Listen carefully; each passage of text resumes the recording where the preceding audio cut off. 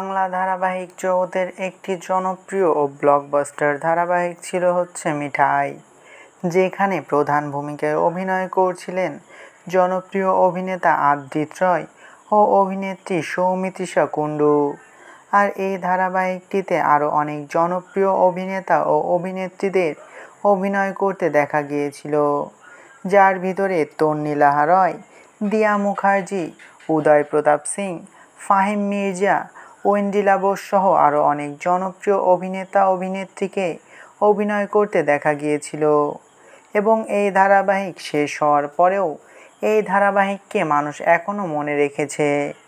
এই ধারাবাহিক শেষ হওয়ার পরে আদ্রিত রয়কে জি বাংলার মিত্তির বাড়ি ধারাবাহিকে অভিনয় করতে দেখা গিয়েছে। তো অন্যদিকে সৌমিত্রিষা কুণ্ডুকে বড় পর্দা ও ওয়েব সিরিজে অভিনয় করতে দেখা গিয়েছে। শোনা যাচ্ছে জি বাংলার নতুন ধারাবাহিকের মধ্য দিয়ে নাকি আবারও ছোট পর্দায় ফিরতে চলেছেন অভিনেতা আদ্রিত রয়। আর এবার মিঠাই ধারাবাহিকের প্রধান অভিনেতার পরে ছোট পর্দায় ফিরতে চলেছেন এর প্রধান অভিনেত্রীও।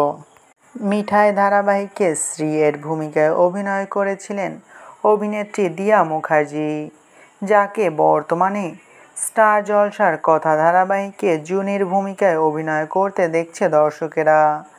শোনা যাচ্ছে এবার জি বাংলায় ফিরতে চলেছেন এই অভিনেত্রী। জি বাংলার পর্দায় আসতে চলেছে নতুন ধারাবাহিক তারে ধরি ধরি মনে করি।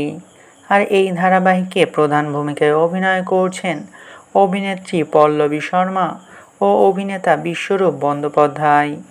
শোনা যাচ্ছে এই ধারাবাহিকেরই নাকি একটি জনপ্রিয় চরিত্রে দেখা যাবে অভিনেতা দিয়া মুখার্জিকে।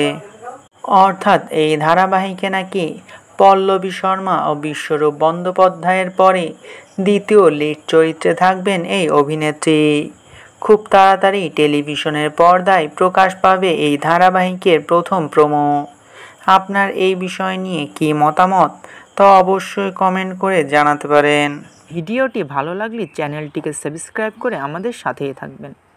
আপনাদের ভালোবাসায় আমাদের সামনে এগিয়ে যাওয়ার শক্তি যোগায়।